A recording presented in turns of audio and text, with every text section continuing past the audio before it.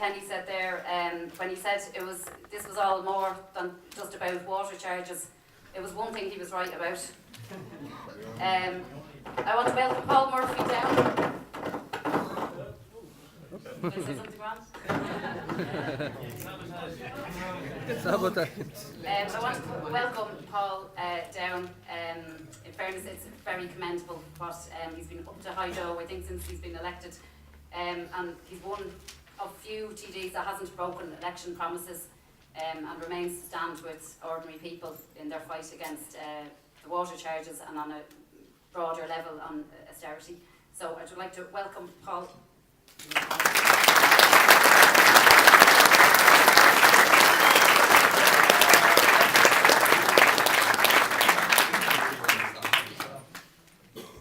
Okay, thanks a lot everybody for coming. So many people came that I wasn't able to find parking, so some people might have listened to the Dáil last week or saw it on YouTube, where Ruth Coppinger raised in leaders' questions against Joan Burton, as she did today as well, with Enda Kenny, about the fact that you have the Gardaí now terrorising an entire working class community, the fact that you have now a 13-year-old, a 14-year-old, a 15-year-old and a 16-year-old being effectively taken from their beds at 7 o'clock in the morning, with 10 Gardaí for the 16-year-old, with 6 Gardaí for myself, obviously not as much of a flight risk or risk of resisting arrest. 6 Gardaí for most people, 8 Gardaí for others. Opposition political activists, member of IRIGI, 3 elected representatives of the Anti-Austerity Alliance, a number of other members of Anti-Austerity Alliance in the area. And Ruth spoke in the Dáil about how in previous occasions the same sort of protest had happened on many occasions. Taoiseach, Charlie Haughey, Bertie Ahern have had their cars impeded by protesters. On occasion they've even had their cars kicked. She could have given the example in the 80s. I think that Charlie Haughey was hit by an egg in Limerick. And she said that despite all their crimes, they never called out the dogs, referencing the dogs of war from Shakespeare. And the Dáil, he went crazy, crazy. You had howls from the government side, both Labour and Fine Gael, absolute howls. Then one Fine Gael TD after another getting up to declare that their brother was a guard, their dad was a guard, their whole bleeding family were guards, and was she called saying that they were dogs? And obviously Ruth and Joe explained very clearly that no, people use figures of speech as a way of making points, and that it was an incredible overreaction by them. But we went and we looked up in the Dáil record over the past number of years similar metaphor and simile, dog metaphor and similes used by Enda Kenny and Joan Burton. And Joan Burton herself used in talking about the attacks of the last government on the public sector. She spoke about letting loose the dogs of war on every public employee.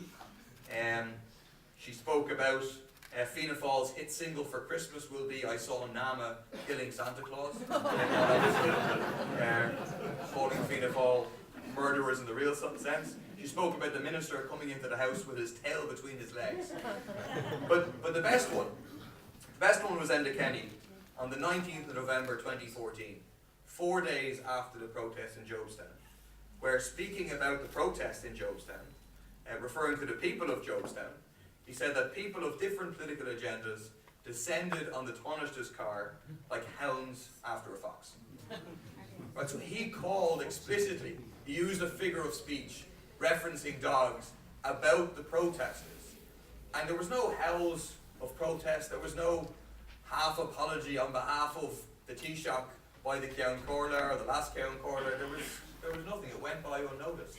And it's a small point, but it's the point that within the Dáil, there's one rule for us, the small number of TDs who are attempting to be genuine left TDs, represent the interests of the working class, and there's one rule for the vast majority of TDs who are part of the establishment parties. Even today, just like the last time I tried to raise it. The town caller for me, he turned off my microphone when I raised it, and today he told Ruth Coppinger that if she didn't be quiet when the others had gone on much longer, that he'd turn off her microphone.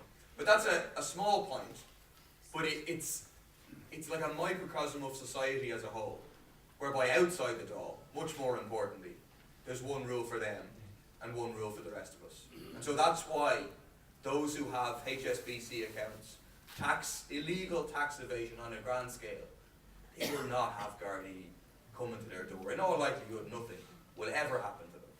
But if anything does happen, well then just like Michael Fingerton, just like the Anglo bankers, and just like corrupt politicians, they'll be arrested by arrangement. So that's the one rule for the elites, for the 1% in our society and their political representatives. Whereas for ordinary people, you have a terrifying experience. Whereby people now, literally, because there's hundreds of people at that protest 4 months ago, and a whole community now is terrified that tomorrow morning at 7 o'clock they'll be the ones to get the knock on the door. The whole community is making arrangements where you have lone parents. What are people going to do with the kids? Who can they get to mind the kids, particularly now, the midterm break? What can people possibly do? A whole community is terrified that they'll be faced with 6, 8, 10 Gardaí in the morning. And when we call it for what it is, in the Dáil or anywhere else, when we call it political policing, again they go mad. Because again, it's like amazing that this whole water charges crisis, bit by bit, they're almost doing the work of socialists for us, in the sense that they're exposing different aspects of the system. And so the media has been so thoroughly exposed.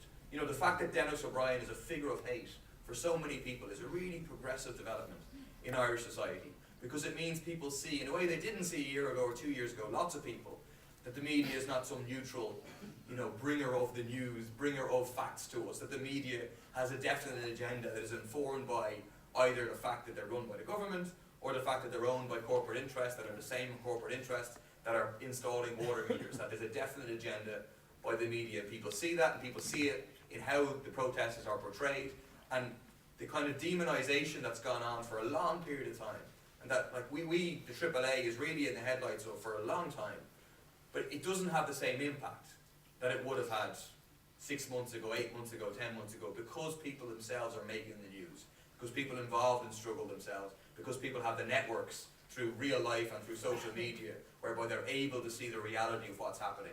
But that the media has been exposed. But what's happening with this political policing is that another major arm of the capitalist elite in this state and everywhere else, the state, is being exposed.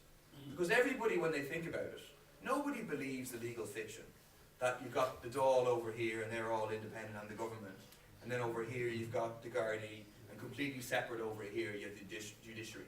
Nobody really believes that, right? But it's a legal fiction that all politicians, all establishment politicians, and even Sinn Féin in the Dáil, when they were speaking about this, they doffed their cap to and said, of course, they're all independent from each other.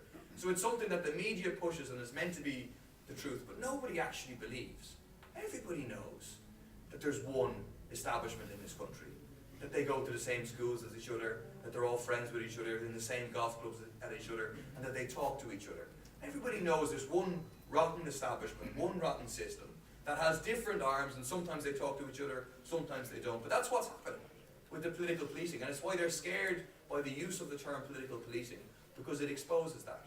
Because we're not even saying necessarily that Joan Burton picked up the phone and said, I want my ounce of blood, I want 40 people arrested in Jobestown to make up for the perhaps 3 hours that I was delayed longer than I expected. Or that Francis Fitzgerald did it, or that Andy Kenny did it. And it's not impossible that something like that happened. But it's also quite possible that the tops of the police, of the Gardaí, they're well capable of making political decisions all by themselves. They don't need Joan Burton to pick up the phone. I mean, Noreen O'Sullivan, Commissioner of the Gardaí, appointed by the government just recently, wasn't Commissioner at the time the Jobestown protest happened. And at a recent event where she was at with Joan Burton, she made a comment to the media saying that the tone and sentiment of the anti-water charges protests recently are worrying, which is almost exactly the same comment that Joan Burton said. And so they may or may not have talked about it, they may or may not have agreed to make those statements, but undoubtedly they reflect the same class outlook of the establishment in this society that is really scared about what's happening right now. And so that's one thing that we have to take from the attack that's happening. And it's a very serious attack on democratic rights, and it has to be met by a political response to political policing, with a protest movement, people saying this is not acceptable, the idea that they can just go and round people up. And a challenge to the media as well, because just imagine the media was talking about, I don't know, Venezuela or wherever, and they were saying every morning in one area of Caracas, 5 people are being rounded up, opposition politicians, under 18s being rounded up for participation in a political protest. The media would have, it would be a major story, and you'd have hand-wringing editorials about it and how bad it is, etc. Whereas now, it's basically gone off the media agenda. Since we were arrested on the first day and then the next day, basically they're ignoring the fact that this is happening. So there needs to be a response, and today, for example, we launched a call for a major protest, a Dublin-based protest on Saturday at 2 o'clock at the Garden of Remembrance. But we also should consider what the people in Limerick and the AAA We Won't Pay campaign could do to respond to get the message out there about what's going on and how we can defeat it. But we should take it as a compliment as well. You know, that the reason all of this is happening is because they're scared of us. It's because, precisely as a man said to me on the way in, and people use these words all the time, is that we have them on the run. That they have that sense that they're on the run. That there's a sense they're scared effectively because we're winning. And we're winning on the issue of the water charges. And we have to make sure, and the best revenge we have for all of the attacks that are taking place is to ensure we do beat the water charges. Is we bring down that austerity measure, and then that opens up a struggle to bring down the entire austerity agenda and to fight for a very different system and an end of the rule of the likes of Dennis O'Brien, the bankers and the bondholders. And the context of the attack, it's a couple of weeks after the Irish water deadline. So this was the 3rd deadline, and it came after all these ads and propaganda and scaremongering and everything else. And they built up the deadline, and built up the deadline, built up the deadline, and then the deadline came.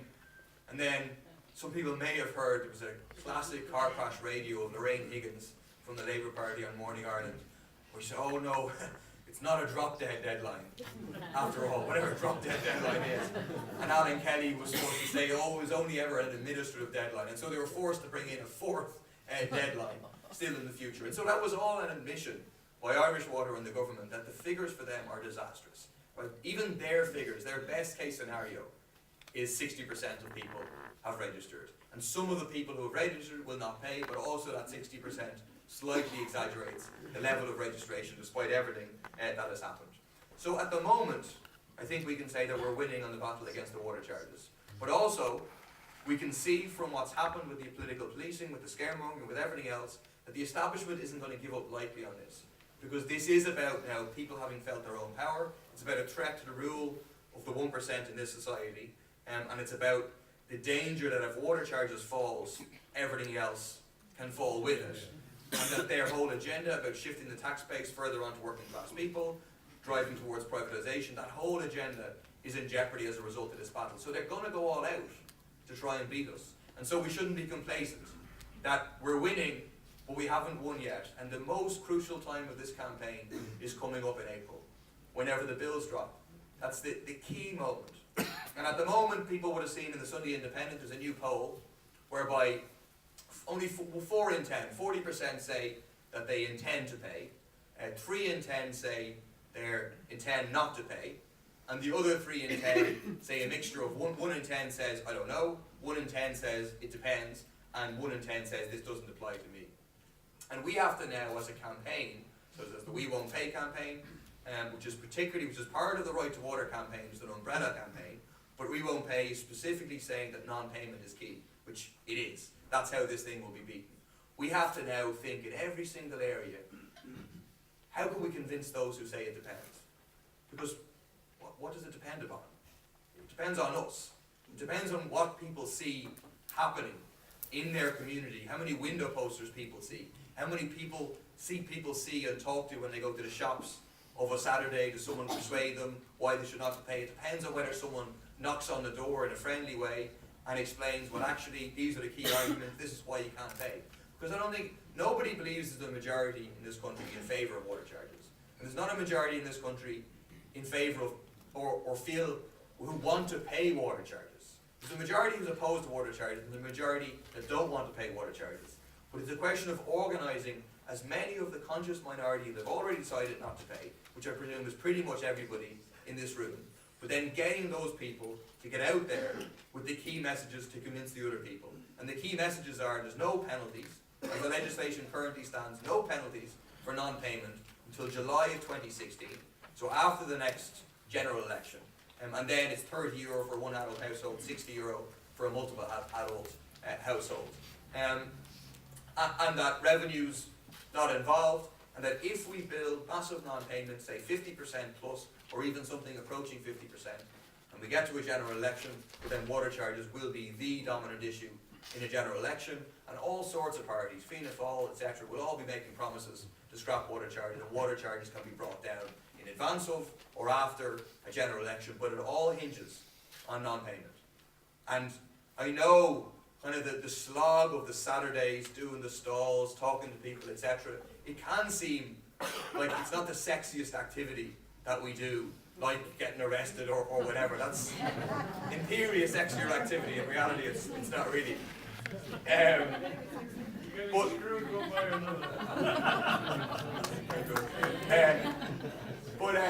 But it's the essential work that we have to do, right? And right across the country. And it's all those people in the middle, and some of those who are currently planning to pay. It's whether we can reach those people. Yes, through protest. Yes, through the media. But above all, through organisation on the ground in the most powerful working class people power movement that this state has seen in many, many decades. And that contains the future and the possibility of something much greater than even just defeating the water charges. Because that's the last point I'll make is that it isn't, I mean, why are they so scared of us, you know? I mean, there's 3 AAA TDs in the Dáil, there's a handful of other genuine left. There's a mic out there somewhere. There's a handful of other genuine left TDs in the Dáil. Why really are they so scared about us? Why are they throwing the pages of the Sunday Independent, all the media, the force of the state against us? And it's because it's not about the TDs or the councillors or whatever. It's about what's being unleashed, which is the power of people and the fact that people themselves have realised that they have power, that they went through 6 years of brutal austerity. They went through the experience of betrayal, of sellout by the trade union leaders, of absolute betrayal by the Labour Party. There was a period of demobilisation, a period of demoralisation, and now, right now, all the anger has exploded on the issue of water charges, everything that's accumulated. And it's an explosive mix. And the mix is, it's such that it is now about much, much more than the water charges. It's about the whole austerity agenda, but it's ultimately about the rule of the 1%, the rule of capitalism in this society, as personified by Dennis O'Brien, by people like Dennis O'Brien, by the bankers, by the bondholders, by the people who the government is bowing down to in Europe, as opposed to standing with the Greek people, for example, in taking on the bondholders. And it's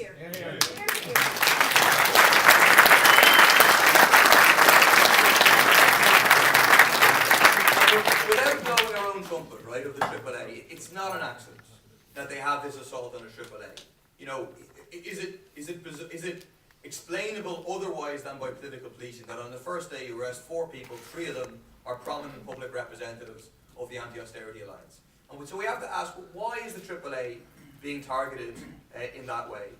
And I think the thing is that it's precisely the idea that differently than Sinn Féin or the vast majority of people in the Dáil, AAA is different because it bases itself on that power of people outside the Dáil.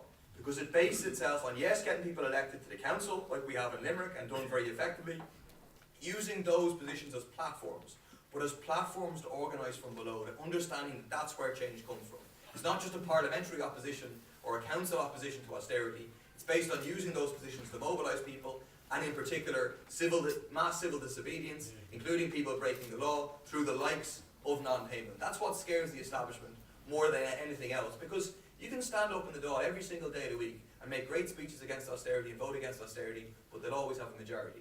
But it's outside the Dáil that working class people, the 99%, can have a majority, and that's what the AAA bases itself on. They see that AAA people have been elected and so far have given no indication whatsoever of selling out. And so it's like even when the media attacks you for defending the right of people to protest, even say in Jobestown originally, the media clearly expected us to kind of back down a little bit and say, well, yeah, you know what I mean, and to try and disown some people or whatever. And the fact that you didn't is kind of an affront to the establishment, which is the political correspondents and the politicians. The whole thing is completely interconnected. They have the same worldview, they represent the same establishment. So the idea that it's a political grouping that is not going to sell people out is a scary idea for the establishment. And the idea that it represents a fundamental break with austerity. Right? And you have to, if you look at, say, the Sunday Independent, right, which represents Dennis O'Brien, obviously they train a lot of their fire on Sinn Féin. And because they have a fear of Sinn Féin, not so much for Sinn Féin, but for the fact the expectations that Sinn Féin's election would raise in people, and that people would say, okay, we want all the promises now to be delivered. But if you watch the Sunday Independent, it's creeping towards becoming not just attacking the Sinn Féin, but increasingly whole pages are devoted to attacking the Anti-Austerity Alliance. And it's because there is a difference in terms of fundamentally our attitude to austerity. Because I think the establishment increasingly knows they're scared of what Sinn Féin potentially represents in terms of their support base. But I think they also know there's a large section of the establishment that thinks, okay, we could do a deal with Sinn Féin. That looks at the north, where Sinn Féin is unfortunately implementing really vicious austerity, where Sinn Féin is capable of sitting down around a table with the DUP, with all sorts of arch Thatcherites, and doing deals, and they think, okay, or they look at their position on Irish water and the maintenance of Irish water, and they think, okay, we could probably do a deal with these people, or work out a way to take the hard edges off them, whereas they don't have any sense that something like that could happen with the Anti-Austerity Alliance, and it scares them. And the other thing that I think is a very vital context for all these arrests and all the attacks is Greece. I think they look at Greece now and they think, Jesus Christ. And if you listen to Morning Ireland when they talk about Greece, nearly every day they say, well now it's 2 weeks since Syriza was elected and they're sticking to their election promises. And like that's the news, you know, that a party was elected and stick to its election promises.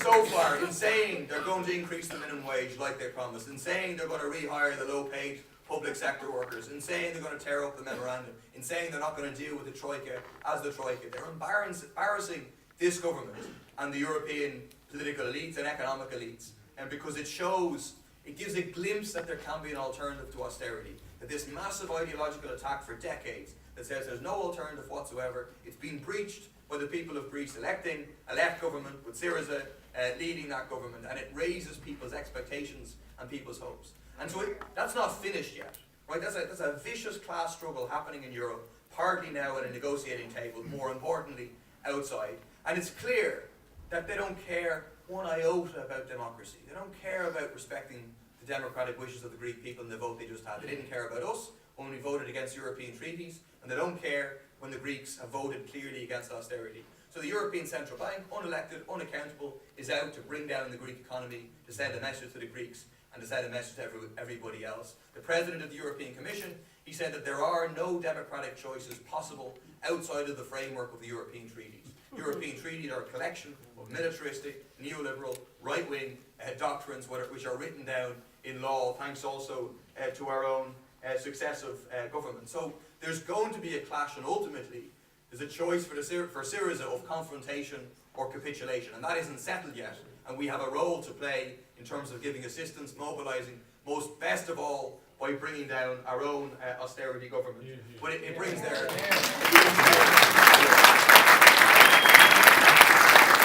Well, there's a huge space opening to the left. And there's parallels with Greece, where PASOK, the traditional Labour Party, would have been 40% plus always in elections, down to 5% now. The Labour Party in this country is going to be wiped out, but also the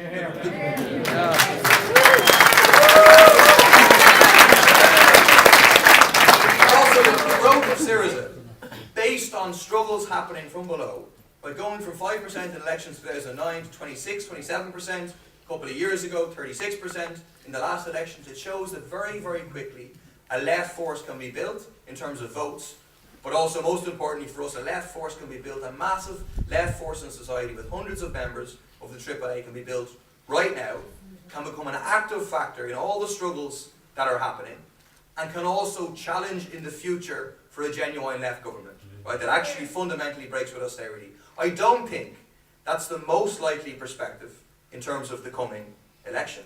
I just think, being honest, it's not the most likely thing to happen. But also we know we're going to beat the water charges, I think, without there being a left government. Please don't say I think, be positive. People have power outside of the Dáil and can bring things down through their own power. And if we do that, well, then people know we can bring down the next austerity agenda, we can bring down the next austerity government. Yes. And so the key thing is to focus on, is to build a strong organisation, an organisation that actually represents working class people. That's what the AAA is set up to do. We're appealing to people to join tonight the Anti-Austerity Alliance, to have a couple of hundred members in Limerick and the Midwest region. We can do that. We can be the biggest political force here in many parts of the country, being a real force on the ground, but then also get a number of people elected. I mean, you could have 20, 25 serious left TDs in the next Dáil, and that would change things, even if they're not part of a government, even if they're part of an opposition. Checking Sinn Féin, for example, arguing they should stick to their promises instead of betraying people like the Labour Party and other parties have done in the past. And in particular in Limerick, well, we got 3 councillors elected in Limerick. We should aim to win a TD, a left TD in Limerick in the next general election. And we can do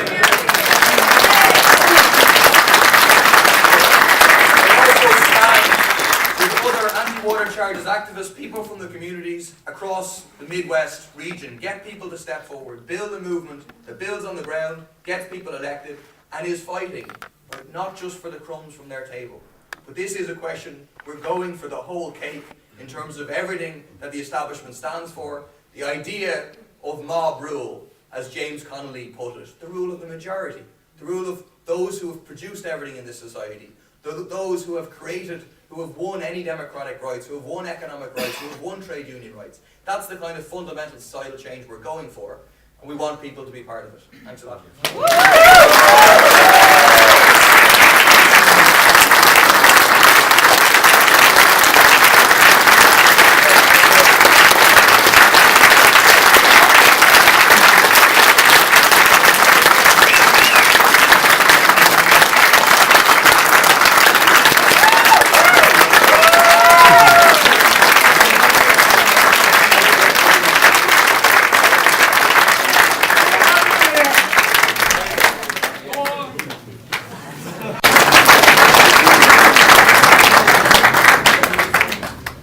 Just a few comments on the discussion, hopefully not loads.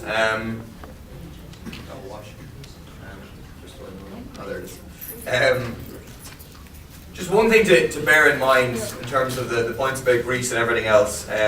One noticeable thing is, I mean, can you imagine or think of another time when political developments in another European country were so widely watched by like huge layers of people? And it's a real sign of the politicization of the population here because of the water charges battle, whereby people, I mean, I've spoken at meetings across the country about Greece, you know, very political meetings about the Syriza government, about what's going to happen, and they're big meetings where people are discussing in the anti-water charges movement, in their communities, about what's going to happen next, what's happening. And I think people understand, and they should understand, that what we're involved in terms of the battle against the water charges, is an integral part in a class war across Europe that's now taking place, and that is at a higher point than it's been at for an extremely long amount of time.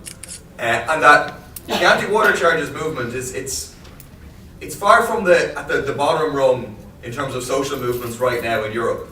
Actually in Greece over the past period of time, there's been a decline in social mobilizations because there's just been massive struggles over years and years, and defeats with the same kind of sellouts of trade union leaders that we've experienced here, and the focus mostly went on the elections, although you still have some important social mobilizations. But right now, in terms of the scale of involvement of people in water charges, it's up there with any other country in the periphery of Europe.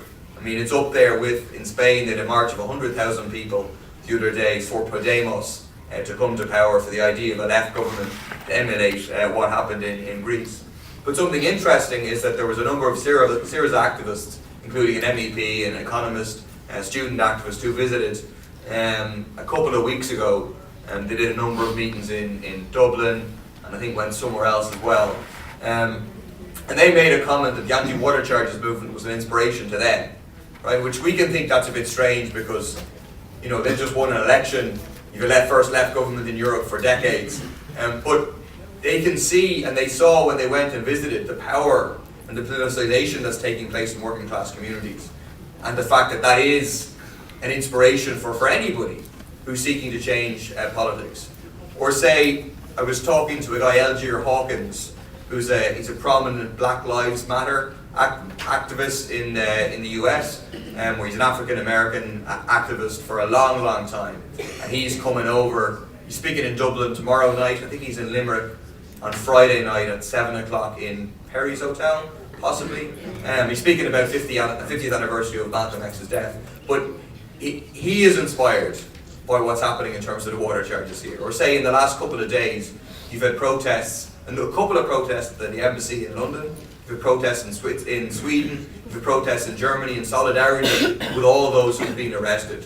That we are a reference point now. You know, we've been the good people of austerity for years and years and years, and they've used us as a stick to beat the other countries on the periphery of Europe, the working class of those countries. And whereas right now, that's ended entirely.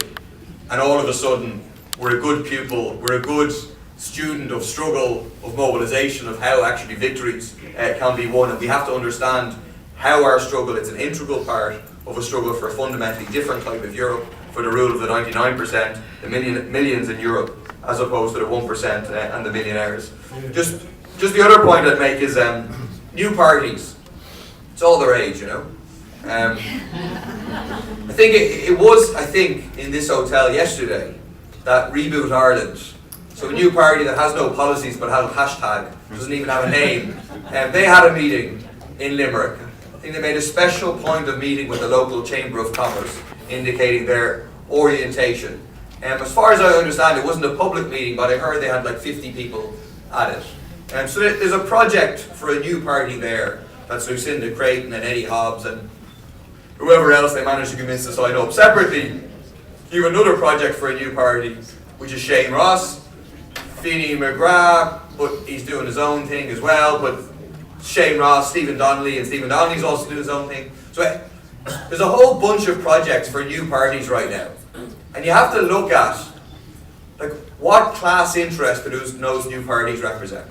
Right? Because what a lot of it is all about is just about repackaging the same interests, the same policies in a different way. It's rebooting exact same policies that went before. And it's conscious enough, right? I mean, Lucindo, like why do they spend every front page talking about the need for a new party? You know, Lucinda Creighton, Shane Ross, trying to get them to get their act together. If they don't, threatening them with the figure of Michael Fitzmaurice that he will lead the new party. And it's because capitalism in this country, they know that just like in Greece and just like in Spain, the establishment parties are fatally undermined and damaged because the crisis has gone on so long that both wings of capital have been in power, politically speaking. They've been in power, they've damaged themselves, and then they've been undermined progressively. And so there's a desperate need from the point of view of the economic establishment and elite in this country, Dennis O'Brien and so on, to create a new, safer pair of hands with exactly the same politics, but that looks cleaner. And that's what's going on at the moment, and people should keep an eye on that. But also, on the other hand, people should also just look with a sceptical eye when people proclaim themselves to be the Syriza of Ireland, for example.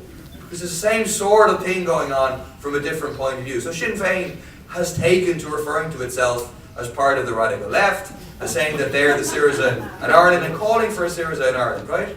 And people often don't like us when we criticise Sinn Féin because we understand people want unity of all those who criticise austerity, right? And to the extent that Sinn Féin stands against water charge, stands against austerity, we have no problem in joining in a struggle alongside them, in participating in major protests alongside them. But it's also a duty to point out what's actually going on because people don't want to go through the same experience of electing someone who they think is going to fight austerity and then doesn't fight austerity all over again. And a part of what's going on is that there's a project by parts of the trade union bureaucracy to rehabilitate the Labour Party by using Sinn Féin to do so. That's what SIP2 is up to. If you look at Jack O'Connor's speeches, that's what the whole game is about. But there's another project which is to have a left prop for Sinn Féin in government. And from Sinn Féin's point of view, it's so that they can say, well, we tried to get a left government and it didn't happen, and unfortunately it justifies why they go into coalition in the future with Fianna Fáil. That's what is potentially being prepared here coming down the line. And it's what people should keep an eye out for and be open to what's actually happening. Because what isn't offered by them is an uncompromising struggle against austerity. It's because they are willing to have a coalition in the future that they don't call for non-payment. Because they're desperately trying, on the one hand, to appeal to their base, but on the other hand, to appeal to the establishment and to say we could be a safe pair of hands. Yes, policies will be somewhat different, but fundamentally we can be a safe pair of hands and we can manage capitalism in this country. And capitalism cannot be managed in this country in a way that doesn't equal austerity and misery for people. That's the reality. It's the same in Greece. You have these weak capitalist classes that are completely dependent on international capital, on European capital, on German capital, American capital, etc., and will fundamentally implement austerity to defend their interests. And so the last point I'll make is that what we're involved in, it's a class project. And we don't mean, people think you talk about working class and you mean like just miners and people who wear cloth caps and you have to have pigeons to be working class. So there are people in my constituency who do have pigeons. It still exists, but it's not a common thing. But the working class, as in the majority of the 99%, people who work for a living, be it by brain or by hand, who create wealth for somebody else, who get exploited, that is a real division that exists in society. It's not a rhetorical division that comes across from us. It's a real division that, just like the media, just like the state, is being exposed by the reality of capitalism and by the reality of austerity that's imposed upon people. And that's why people grapple for terms like 99% and 1%, because it speaks to the reality of the inequality that exists within society. And so what we're engaged in, it's an historic project to rebuild and, in a certain sense, to build a mass working class organisation in this country. And we don't think the Anti-Austerity Alliance is just it. We think there will be other component parts of that. But it can be a major contribution to that. The AAA, like I know in Dublin South West, we can really be a mass force on the ground in Dublin South West. We've a target of recruiting 100 members to the AAA in the next month, and we're going to achieve it.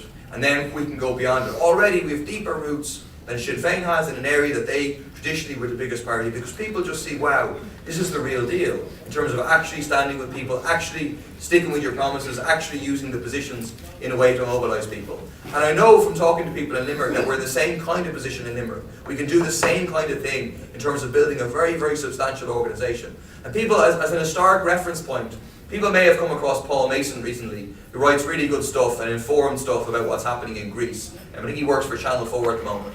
But he wrote a really good book a few years ago called Live Working, Die Fighting, which is about the history of the working class movement and how the working class movement was built in the past.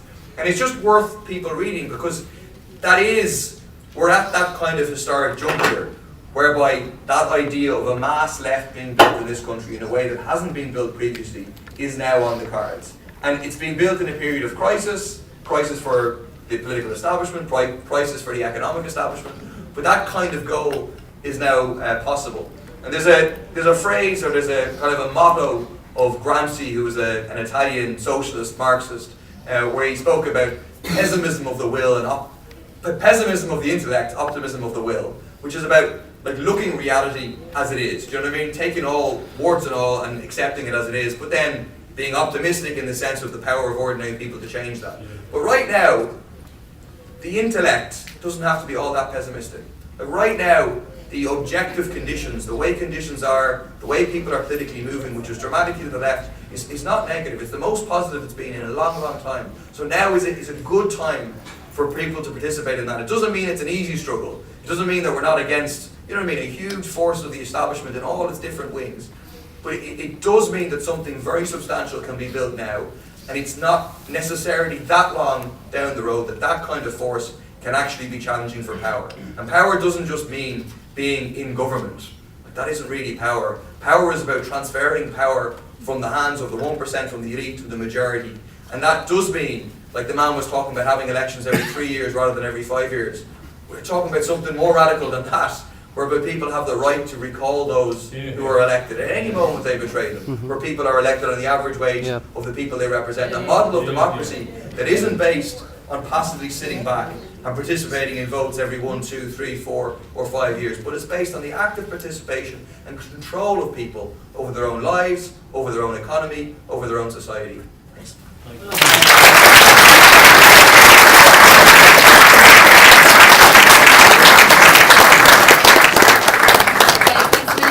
Just before people begin to leave, I just want to remind you again, there's a stall